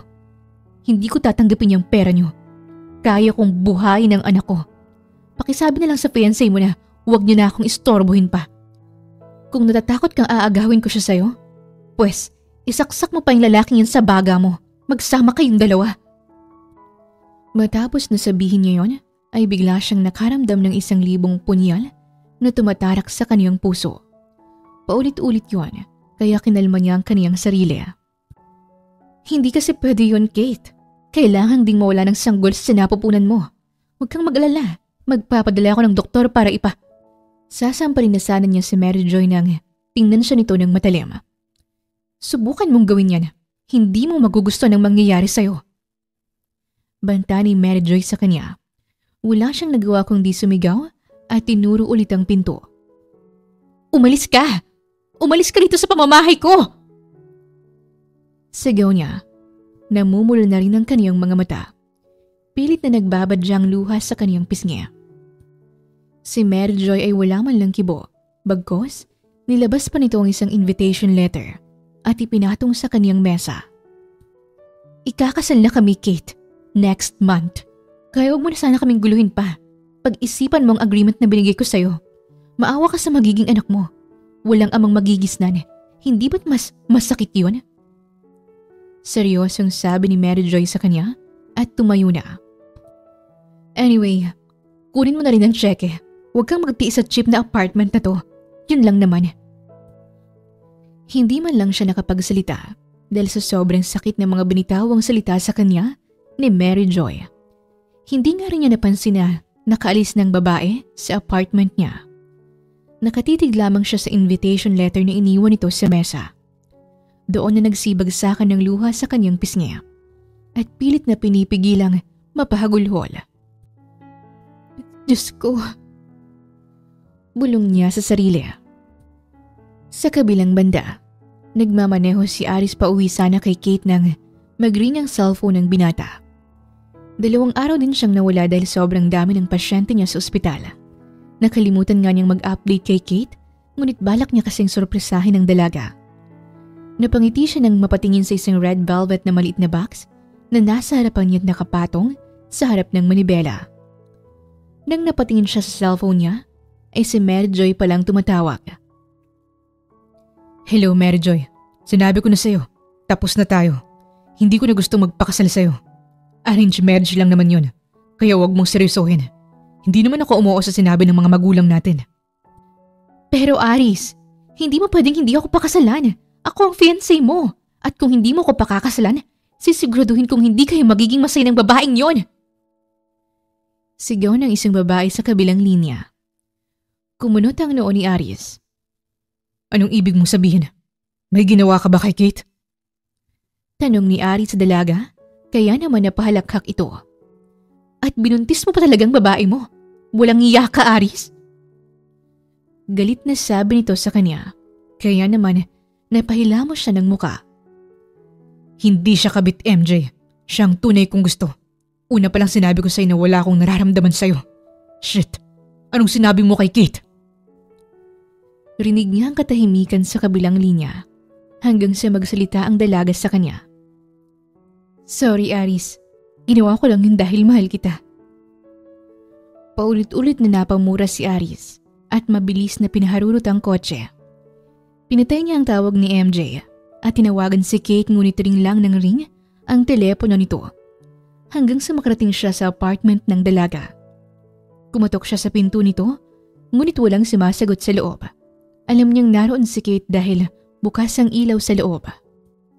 Samantala, si Kate naman ay nakaupo lang sa sala. Rinig na rinig niya ang katok sa pinto ngunit hindi man lang niya yun binubuksan. Wala rin siyang balak na makipag-usap sa manlolokong si Aris. Ang phone niya ay wala ring tigil sa pagringa. Naka-20 missed calls yata siya mula sa binata. 30 text messages ang natanggap niyang puno ng sorry at gustong magpaliwanag. Kate, let me explain please. Hindi ko gusto ang arranged marriage na yun. God knows kung gaano kita pinaglaban sa kanila. Ang kasal sa balita wala yun sa akin. Wala rin kaming relasyon ni MJ kung yan ang iniisip mo. Please Kate, buksan mong pintong ito. Subalit matigas si Kate. Ang pader na noon pa may gumuho para sa lalaki ay unti-unting nabuo. Nang mahagip ulit ng kanyang mga mata ang invitation letter ay kumirot na naman ang puso niya. Mas lalo tuloy siyang nagalit kay Aris. Ngunit tumunog ulit ang phone niya kaya sinagot niya ang tawag nito. Ano? Masaya ka na ba? Nasaktan mo na kami ng anak mo. Bumalik ka na rin sa fiancé mo. Hindi ko kailangan ng pera mo. Kaya kong palaki ng anak ko nang wala ka sa buhay namin. Pwede ba umalis ka na? Gusto kong mapag-isa. Magsasalita pa sana si Aris ngunit mabilis niyang pinitay ang tawag nito. Wala pang ang ilang segundo ay may tumawag ulit sa kanya. Ano ba? Pwede bang layuan mo na ako? Galit na sabi niya sa kabilang linya. Miss Kate, si Christian to. Nais ko lang sabihin sa'yo na walang kasalanan si Doc Aris. Halos makipagsapakan ngayon sa ama para lang sa'yo at sa anak niyo. Ipinaglaban ka niya, Miss Kate. Christian, kung ipagtatanggol mo lang ang amo mong manloloko, kahit anong sabihin mo, hindi yan ay epekto sa akin. Sinaktan niya ako, niloko niya ako at hindi siya nagsabi ng totoo. Alam mo ba kung gaano kasakit yun? Isa pa, pinuntahan pa ako ng fiancé niya at minaliit. Pero Miss Kate, kailangan mo magtiwala kay Doc Aris. Alam kong mahal ka niya. Tumawa ng mahina si Kate. Tiwala? Binigay ko yun sa kanya noon pa man ngunit sinayang niya lang yun. Marami siyang pagkakataon na sabihin sa akin ng totoo. Pero hindi niya ginawa. Kaya Christian, hayaan niyo na muna sana ako. Kailangan ko nang magpahinga. Sobra-sobra ng sakit na nararamdaman ko ngayon. Huwag niya na sanang dagdagan pa. Binaba ulit ni Kate ang tawag at nagdesisyong pumasok sa kwarto upang magpahinga. Bago muna yon, kinuha niyang invitation letter at sinuksok yun palabas ng pinto kung kaya't alam niyang makikita yun ni Aris. Kate, please let me explain. Mahal kita. Rinig niyang sabi nito sa labas, ngunit umiling lamang siya. Mahal? Bakit ngayon mo pa yun sinabi? Kung kailan gulong-gulo na ang puso ko. Bulong niya sa sarili, sapat na para marinig ng binata. Umalis ka na, Aris. Subalit kung gaano katigas ang ulo ni Kate, ay mas lalo pang binata. Hindi man lang ito umalis hanggang sa narinig niya ang malakas na ulan sa labas. Sinilip niya si Aris na nasa labas lang ng apartment niya. Nakaluhod at basang-basa. Napasinghap si Kate dahil sa nakita. Pinigilan niyang ang sariling maawa sa lalaki. Tinatagan niya ang loob at iniwasang huwag magpadala sa awa niya. Bumalik siya sa kwarto at natulog muli. Sabihin na ng iba na matigas ang puso niya. Ngunit sobrang nasaktan siya at takot na siyang magtiwala pa. Ayaw niya ring ma-stress, lalo pat buntis siya. Kinabukasan, nagising siyang wala na si Aris sa labas. Medyo nakaramdam siya ng disappointment, ngunit bigla itong nawala. Napakibit-balikat na lamang siya. Siguro, sumuko na rin ito sa kanya. Nang makalabas siya sa kaniyang kwarto, ay bumungad sa kaniyang kaibigan niyang si Lisa. Nasa labas ito ng kaniyang apartment.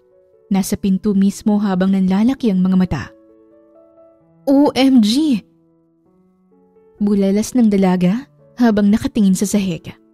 Napakunot siya ng noo at nilapitan ito. Kita niyang napakalaking bouquet ng sariwang bulaklak at isang malaking teddy bear na nakapatong sa gilid.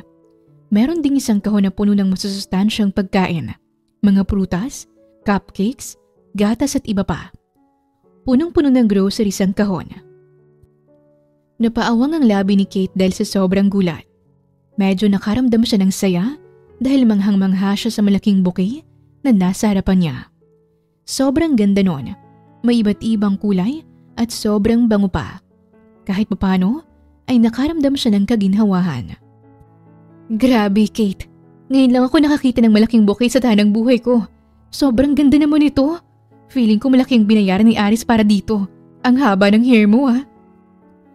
Kilig na sabi ni Lisa sa kanya. Seryoso naman pala yung doktor na yun sa'yo, sabi ni Christian sa akin. Lisa, pwede bang huwag na nating pag-usapan ng doktor na yun? Niloko niya ako at hindi niya sinabi ang totoo sa akin na may fiancé siya. Hindi mo ba alam na pinuntahan pa ako ng marriage joy na yun para sabihin lang na layuan ko si Aris? Ininsulto pa niya ako. Inis na sabi ni Kate sa kaibigan. Ano? Pumuntang babaeng yun dito? Bakit hindi ko alam yan? Tinawagan mo sana ako. Ang lakas naman ng loob niyang puntahan ka sa pamamahay mo. Hayaan mo na siya, Lisa. Pinaalis ko naman agad siya. Mabuti naman. Kung bumalik pa yun, tawagan mo agad ako, okay? Anyway, anong gagawin natin dito? Sayang naman, sobrang ganda pa naman ang bulaklak na to. Uy, kung balak mo tong itapon, huwag mo susubukan. Sayang yung blessing. Seryoso naman sa'yo si Doc Aris eh. Alam kong nasaktan ka dahil hindi niya nasabi sa'yo ang totoo. Pero siguro naman, bigyan mo siya ng pagkakataong mag-explain ano. Nakangiting sabi ni Lisa sa kanya. Hinawakan pa nga nito ang kanyang balikat at tumingin pa sa kanyang maumbok na tiyan. Kate, hindi sa kinakampihan ko si Doc Aris, no? Sa mahigit 2 buwan yung pagsasama, siguro naman nakita mo kung gaano siya kaseryosong panagutan ka. Hindi mo ba naisip na baka hindi naman talaga ginusto ni Aris na makasal sa babaeng yun? Kung mali ako, bakit pa siya pumunta rito at ginawa ang mga to? Meaning, seryoso talaga siya sa'yo, hindi ba? Why don't you give him a chance to explain? Seryosong sabi ni Lisa, kaya napaisip siya ng malalim. Kung tutuusin, may point din naman si Lisa pero kasi engaged na si Aris sa babaeng yun. Ayaw din naman niyang maging hadlang sa kasalan nila. Engaged na silang dalawa. Ano pa nga bang habol ko? Friend, engaged pa lang naman. Hindi pa naman kasal at asawa. Pwede pa yan. Ipaglaban mong nararamdaman mo. This time, magpakatotoo ka sa sarili mo. Kasi nang ginagawa ngayon ni Doc Aris, sinusuyo ka na nga oh. Kilig na sabi ni Lisa sa kanya. Kahit pa, baka kung sisihin nila kapag malaman ng iba na call off ang kasal nito. Sabi ni Kate, sinusubukang ipaliwanag sa kanyang matalik na kaibigan na ngayon ay kinakampihan ng doktor na yon. Hindi ba nito naiintindihan ang posibilidad na kahinatnan kung malaman ng madla na siyang dahilan kung bakit wala ng kasalang magaganap? Baka madamay pang walang kamuwang-muwang niyang anak, tapos mababansagan pa siyang kabit at mga agaw. Basta, mawawala rin naman ang issue na yun if ever. Tsaka ikaw ang may anak, ikaw ang may karapatan. Tingnan mo nga, sinong lalaki ang Gagawa nito kung balak niyang pakasal ng baliw na Mary Joy na yon, aber? Madali lang i-call out ang engagement, Kate. Mamroblema ka kung kasal na sila, hindi pa naman. Paliwanag pa ni Lisa sa kanya. Huminga ng malalim si Kate. Habang tumatagal, ay nakukuha na nito ang loob niya. Konti na lang, ay maniniwala na siya sa sinabi nito. Maganda nga talaga kapag may kaibigan kang nasa tabi dahil napapayuhan ka nila. Wala silang nagawa kundi ang ipasok sa loob ang bouquet at mga grocery na binili sa kanya ni Aris. Nung kukunin niya sanang bulaklak, ay nakita niyang may letter pa pala yun. Hinila niya ang card at binasa ito ng tahimik. Dearest Kate, hindi ko alam kung anong bulaklak ang paborito mo. Kaya lahat ng available na bulaklak sa shop ay binili ko. Sobrang ganda, diba? Kasing ganda ng ngiti mong binibigay sa akin araw-araw. Miss na kita at ang baby natin. Hayaan mo, I'll make this right. Umalis ako para bigyan ka ng panahon na makapag-isip. Pero babalik pa rin ako para sa'yo at sa anak natin. Mahal ko kayo ng anak natin. Tandaan mo yan. Doc Aris. Hindi niya namalayang unti-unti na palang sumilay ang ngiti sa labi niya. At nang mapansing si Lisa na nakangisi sa kanya, ay binalik niyang seryoso niyang ekspresyon tsaka napatikim. Uy, anong sabi ni Doc? Pabasa nga? Tuksong sabi ng kaibigan niya, ngunit mabilis niyang tinago ang card sa bulsa. Secret, wala ka na doon. Sagot ni Kate at nilapit ang ilong sa mga bulaklak at nilanghap ito. Ramdam na ramdam niya ang mga paru-parong nagliliparan sa kaniyang tiyan. Alam niyang kinikilig siya. Papatawarin niya ba si Aris? Ano nga ba ang gagawin niya? Samantala, si Aris ay nasa isang malaking boardroom ng kumpanya nila. Sa isang dulo, nakaupo si Mary Joy. Matamis itong ngumiti sa kaniyang magulang. Si Mr. and Mrs. Reyes naman ay nakaupo sa magkabilang gilid. Seryosong nakatingin sa anak nitong doktor. Aris, anak. Sabi ni Mrs. Reyes, magandang kasuotan ito at puno ng diamond sa katawan. Next month na ang kasal niyo ni Mary Joy. Ano na ang plano mo? Sabi nitong si MJ, iniiwasan mo raw siya. At bakit?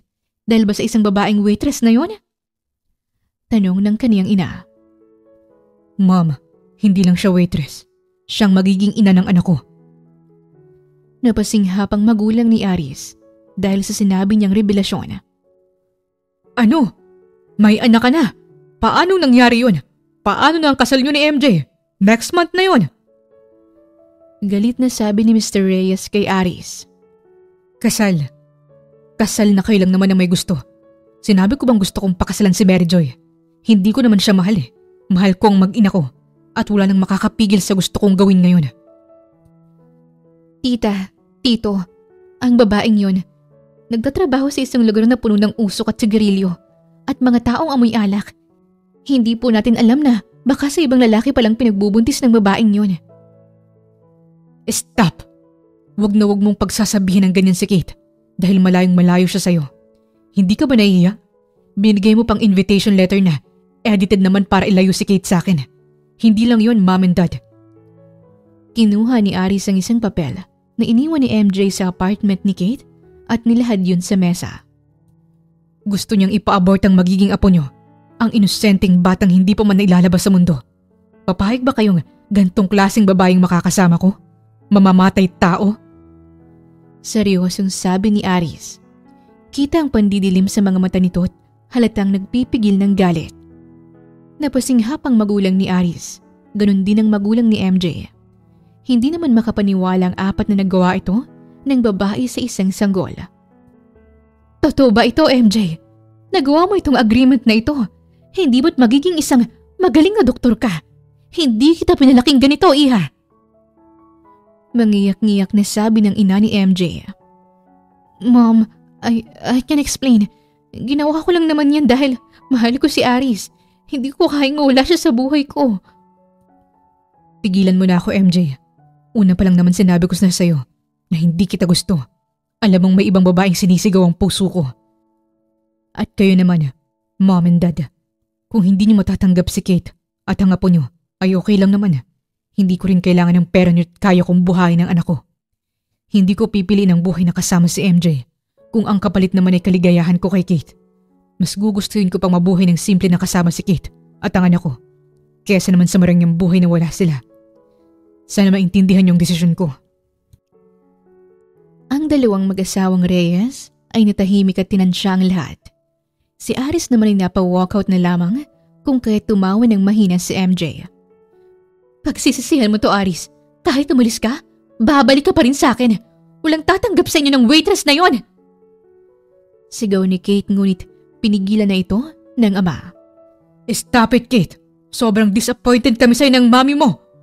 Pasensya na Mr. and Mrs. Reyes na sa nasabi at nagawa ng anak ko. Hayaan niyo.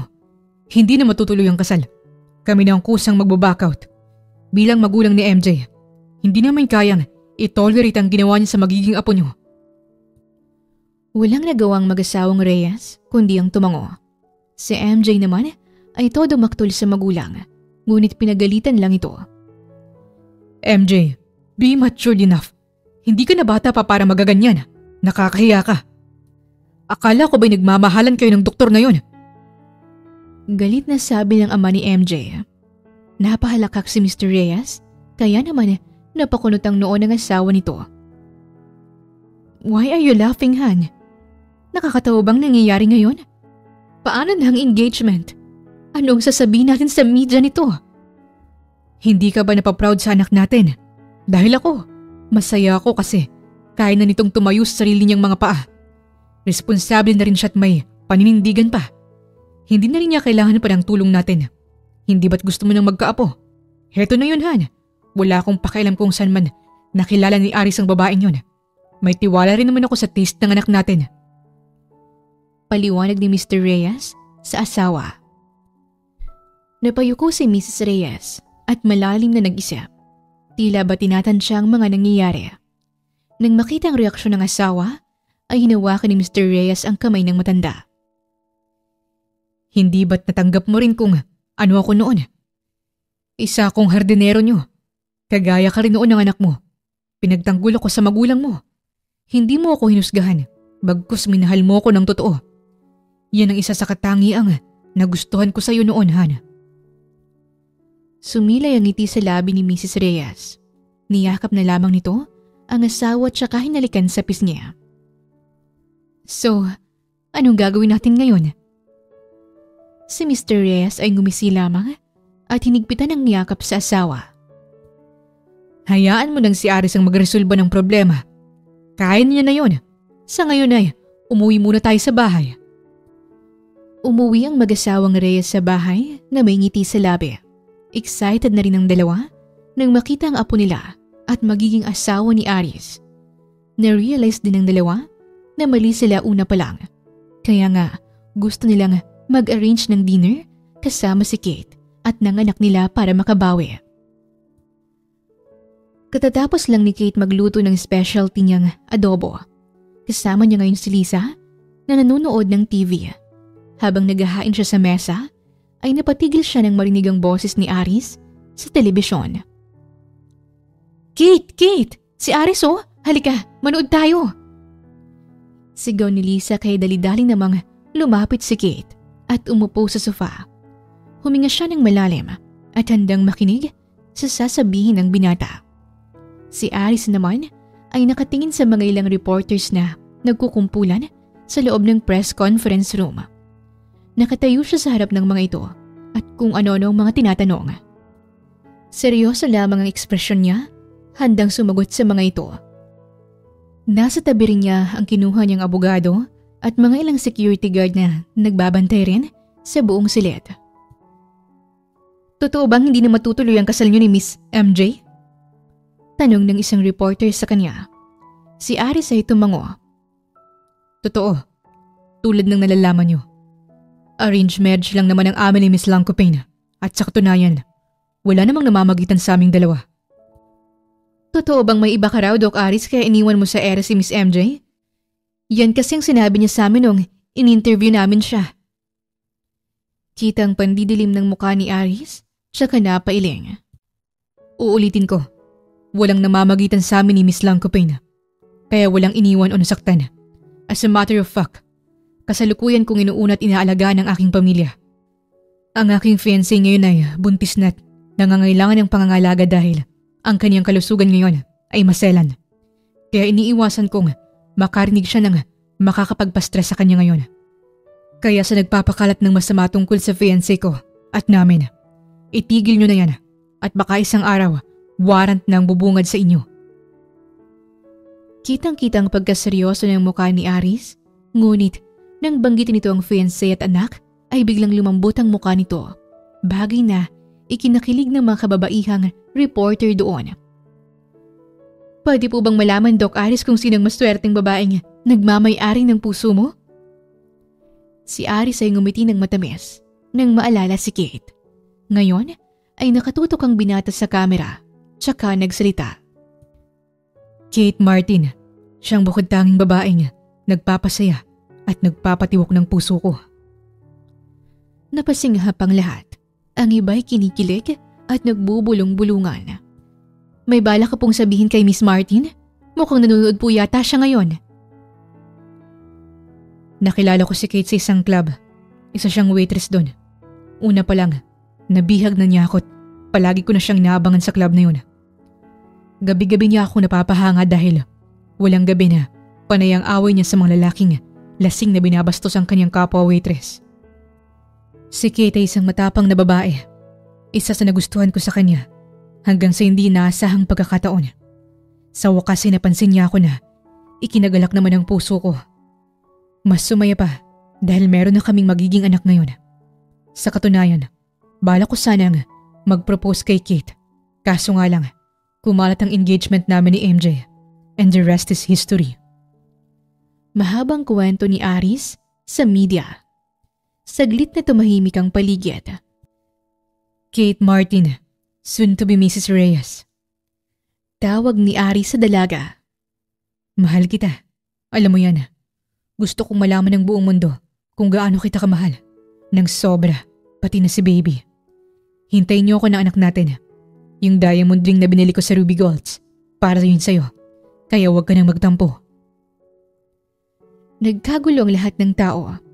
Ang iba'y napapatili at ang iba naman ay nagpapalakpakan sa tuwa. Damang-dama kasi ng mga tao sa loob ang pagmamahal ni Ari sa fiancé nito at magiging anak nila.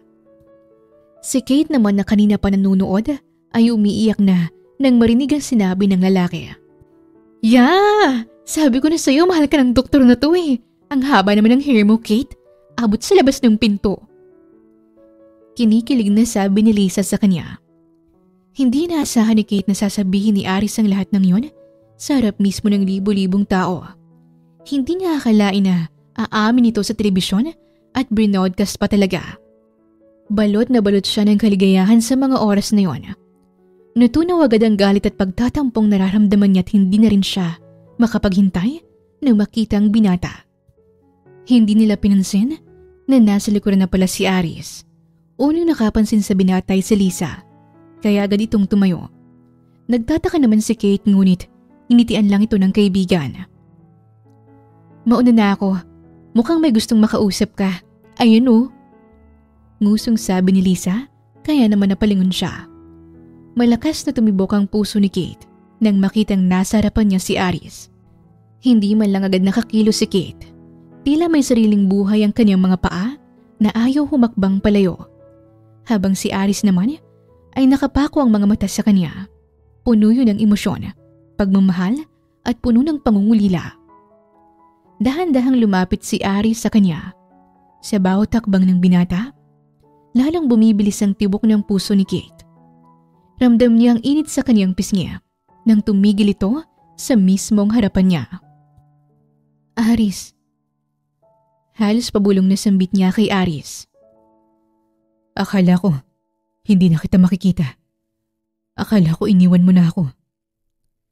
Malungkot na sabi ni Aris ngunit ramdam ni Kate sa boses nito ang lambing na matagal na niyang hinahanap-hanap. Sobrang na-miss niya kasi si Aris. Dahan-dahang hinawakan ni Aris ang kaniyang kamay. Kung kaya't ang init ng palad ng binata ay agad na gumapang sa kanyang sistema. Hindi na nakatiis si Kate. Kailangan niya magtanong kung totoo nga ba yung napanood niya kanina. Napanood ko ang interview mo sa TV kanina. Yung mga sinabi mo, totoo ba yun? O ginawa mo lang yun para tigilan ka ng mga magulang mo at ng media? Tinitigan siya ni Aris ng diretso sa mata. Wala siyang makitang pag-aalinlangan sa mukha ng doktora. Totoo ang lahat ng yun, Kate. Seryosong sagot ni Aris habang masinigpitan ang hawak sa kamay niya. Sinabi ko sa buong mundo na may mahal na ako at ikaw yun. Inamin ko rin sa kanila na wala naman talagang namamagitan sa amin ni MJ at arranged marriage lang yun para hindi magkaroon ng conflict ang atin. Wala na rin akong pakialam kung ano man ang sabihin ng magulang ko dahil ang mahalaga sa akin ay ikaw. Kayo ng magiging anak natin. Nanubig ang mga mata ni Kate. Pero Aris, mapapatawad mo pa ba ako? Hindi man lang ako nagtiwala sa'yo. Sana pinakinggan ko muna ang paliwanag mo. Umiling si Aris at marahang pinunasan ang luhang tumakas sa mata ni Kate gamit ang kanyang hinlalaki. Ikaw ang mundo ko, Kate. Wala na akong pakialam kung nawalan ka man ng tiwala sa akin. Kahit ako man ay may kasalanan sa'yo. Hindi ko sinabing may fiancé ako dahil sa takot na iwan mo. Pero ngayon, sabay nating aabutin lahat ng pangarap nating dalawa at pangarap natin kay baby. Mahal na mahal kita, Kate. Please stop worrying anymore. Alam kong nagkamali tayong dalawa. And let's move on. Bago pa makasagot si Kate, dahan-dahang lumuhod si Aris sa harapan niya. Napasinghap si Kate at napatakip ng bibig. Si Lisa at Christian naman, na nasa gilid lang pala nakasilip sa di kalayuan, ay napangiti na lamang. Mula sa bulsa inilabas ni Aris ang isang maliit na kahon, naglalaman ng singsing. Binuksan ng binata ito, kung kaya't tumambad sa kanya ang kumikinang na diamante. Sobrang ganda noon, ni hindi man lang siya kumurap dahil sa pagkamangha. Kate, ayoko na magpaligoy-ligoy pa. Ayoko nang dumating ang araw na gigising ako na hindi ikaw ang una kong nakikita. Gusto kitang makasama sa bawat yugto ng buhay ko, sa bawat lungkot at saya. Nangingilid ang luha sa mga mata ng binata. Kate, will you marry me? Para bang sasabog ang dibdib ni Kate sa sobrang tuwa at kilig. Tumango siya ng paulit-ulit habang umiiyak. Oo, Aris. Oo, magpapakasal ako sa'yo at mahal din kita. Tumayo si Aris at sinuot ang singsing sa daliri ni Kate bago siya niyakap ng mahigpit. Ang dalawang kaibigan nila lang nakasilip ay parehong pumalakpak at tuwang-tuwang lumapit sa kanila. Ilang linggo matapos ang proposal, idinaos ang isang engrandeng engagement party sa isang high-end na hotel. Si Kate ay kinakabahan habang nakakapit sa braso ni Aris. Ngayon ang gabi kung kailan siya formal na ipapakilala sa pamilya nito. Don't worry. Bulong ni Aris at hinalikan siya sa noo. Mabait sila mami at daddy. Tanggap niya tayong dalawa. Pagpasok nila sa isang malawak na silid, agad silang sinalubong ng mga magulang ni Aris. Ang ama nito ay kagalang-galang tignan, habang ang ina naman ay elegante sa suot na gown. Mom, Dad. Panimula ni Aris. Si Kate po, ang babaeng pakakasalan ko at magiging ina ng apo niyo. Humugot ng malalim na hininga si Kate at ngumiti. Magandang gabi po, sir, Mama. Nagulat si Kate nang makitang ngumiti ng matamis ang ina ni Aris at naiiyak na niyakap siya ng mahigpit. Iha, finally, nakita na kita. Pasensya ka na sa nangyaring arranged marriage noon. Ay akala kasi namin ng ama nito, nagmamahalan sila ni MJ. Malambing na sabi ng ginang. Palagi kang kunikwento sa amin ni Aris. Salamat sa pagpapasaya sa aming anak. Matagal na naming hindi nakikitang ganito kasigla si Aris. Tumango naman ang ama ni Aris at tinapik sa balikat ang anak. Welcome to the family, Kate. Mami at daddy na lang ang itawag mo sa amin. Nabalitahan kong tungkol sa pangarap mong restaurant. Handa kaming suportahan kayong dalawa ng anak ko. Ang mahalaga lang naman kasi sa amin ay ang kaligayahan yung dalawa. Matatanda na rin kami. Kaya sobrang saya namin na malamang magkakaroon na kami ng apo. Nakahinga ng maluwag si Kate. Naging matiwasay at masayang buong gabi nila. Tanggap siya ng pamilya ni Aris, hindi bilang isang waitress sa club, kundi bilang babaeng nagmamay-ari ng puso ng kanilang anak. Hanggang sa dumating ang pinakahihintay na araw. Sa isang lumang simbahan na napapalamutian ng mga puting bulaklak, naglakad si Kate papunta sa altar. Napakaganda niya sa kanyang simpleng wedding gown na bumagay sa maamo niyang muka. Sa dulo ng altar, nakita niyang naghihintay si Aris sa kanya. Hindi nito napigilan ang pagpatak ng luha nang makita siya kung kaya't napapaiyak din tuloy siya. Mula sa pagiging waitress at doktor, ngayon ay isa na silang Mr. and Mrs. Reyes. Handa nang harapin ang bukas at tuparin ang pangarap kasamang magiging anak nila. Ang pinakamalaking aral sa kwento ni Kate at Aris ay ang pag-ibig ay walang pinipili. Ano man ang iyong kasarian, antas ng pamumuhay o estado sa lipunan. Pinatunayan ni Kate at Aris na ang puso ay hindi kumikilala kung sino ka man sa mundong ito. Ang tanging nakikita ng puso ay ang taong nagpaparamdam sa atin ng tunay na halaga at kaligayahan. Hindi rin naging hadlang sa kanilang dalawa ang pagkakaiba nila ng mundo. Bagkos, naging daan pa ito upang mas lumalim ang kanilang nararamdaman sa isa't isa. Wakas! Maraming salamat po sa inyong pakikinig sa kwentong ibinahagi namin ngayong araw. Shoutout muna tayo sa ating mga avid listeners. Shoutout kay Ma'am Raquel Borse from Bicol, Ma'am Jessica Blanco from Riyadh, Saudi Arabia, Ma'am Mary Jean Dulay from Nueva Ecija, Ma'am Amelia Barcena from Davao, at Ma'am Grace Makiling from Tagbilaran, Bohol. Maraming salamat po sa inyong walang sawang pagsuporta at pagsubaybay. Muli, ito po ang Tales of Siren at hanggang sa ating muling kwento. Maraming salamat po.